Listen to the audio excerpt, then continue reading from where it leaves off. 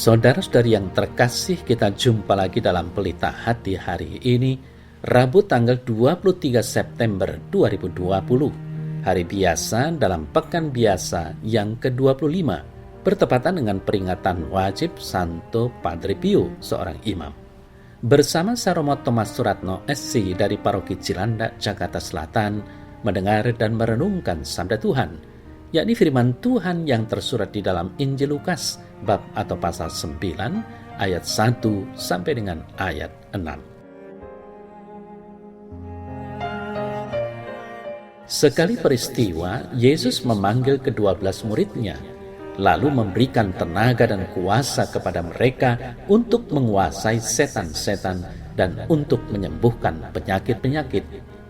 Dan ia mengutus mereka untuk memberitakan kerajaan Allah dan untuk menyembuhkan orang, katanya kepada mereka, "Jangan membawa apa-apa dalam perjalanan, jangan membawa tongkat atau bekal, roti atau uang, atau 2 helai baju. Dan apabila kamu sudah diterima dalam suatu rumah, tinggallah di situ sampai kamu berangkat dari situ. Dan kalau ada orang yang tidak mau menerima kamu, keluarlah dari kota mereka dan kebaskanlah debunya dari kakimu sebagai peringatan terhadap mereka." Lalu pergilah mereka, dan mereka mengelilingi segala desa sambil memberitakan Injil dan menyembuhkan orang sakit di segala tempat. Saudara-saudari yang terkasih, dewasa ini handphone merupakan suatu kebutuhan dan gaya hidup. Bila kita berada di daerah yang tidak memiliki jaringan, maka kita mulai tidak tenang dan gelisah, serta mencoba bertanya di mana ada jaringan. Hal ini merupakan suatu gambaran bahwa orang zaman ini bergantung dan sangat dipengaruhi oleh sarana dan fasilitas. Saudara-saudari yang terkasih, dalam warta Injil hari ini, Yesus mengingatkan para murid supaya jangan bergantung kepada fasilitas saat mereka diutus mewartakan Injil. Sebab kebergantungan kepada fasilitas dapat merusak hidup murid Yesus. Yesus berkata, "Jangan membawa apa-apa dalam perjalanan." Dengan itu Yesus mau mengatakan bahwa pewartaan Injil tidak boleh bergantung pada fasilitas atau sarana. Fasilitas tidak menjamin berhasilnya suatu pewartaan. Fasilitas dan sarana hanya berupa alat pendukung saja. Hanya Tuhanlah jaminan satu-satunya. Maka pewarta hanya boleh berserah dan bergantung kepada Tuhan sendiri.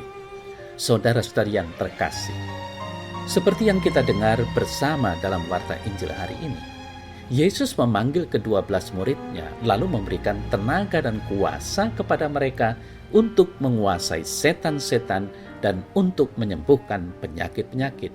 Di sini, Yesus mengutus para murid tetapi melarang mereka untuk membawa bekal. Memang kedengarannya aneh. Bukankah orang yang diutus itu butuh makan, dan daripada mengganggu orang lain, lebih baik kalau membawa bekal? Saya pikir ini sesuatu yang logis dan masuk akal. Apakah dengan larangan itu, Yesus mau membuat para murid repot dan menderita lapar? Kiranya bermaksud bukan untuk menelantarkan mereka. Sebab bekal non-materi yang ia berikan jauh lebih dari cukup. Mereka diberinya tenaga dan kuasa untuk mengusir setan dan menyembuhkan penyakit, yang kalau dipakai dengan baik pasti mendatangkan kebaikan dan tentu saja membuat mereka tidak berkekurangan. Sadarilah bahwa dengan pergi tanpa bekal, mereka sebenarnya diajak untuk mengandalkan Tuhan dan secara total melaksanakan tugas perutusannya tanpa disibukkan dengan urusan perbekalan.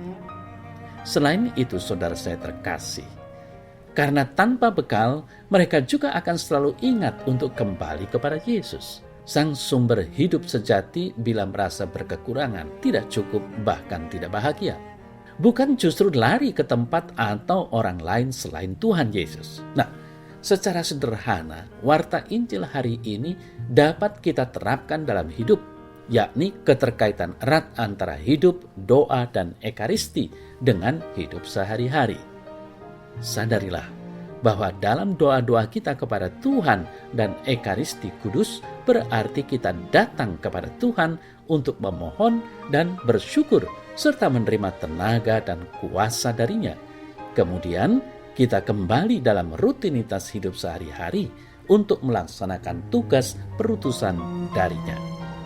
Kemudian saudara saya terkasih, di waktu yang akan datang kita berhenti dari pekerjaan-pekerjaan kita dan kembali lagi kepada Tuhan guna menerima tenaga dan kuasa yang baru, kemudian pergi lagi untuk bekerja. Begitulah seterusnya siklus hidup beriman kita.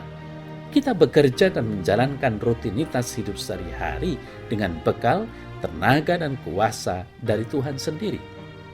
Saudara saya yang terkasih, semoga kita bersedia menjadi pelayan-pelayan Injil, pewarta kabar gembira yang berhati tulus dan memberi kesaksian bahwa hanya mengandalkan Tuhan dengan segala tenaga dan kuasa yang telah dianugerahkan kepada kita mampu untuk hidup sebagai murid-murid Kristus zaman sekarang.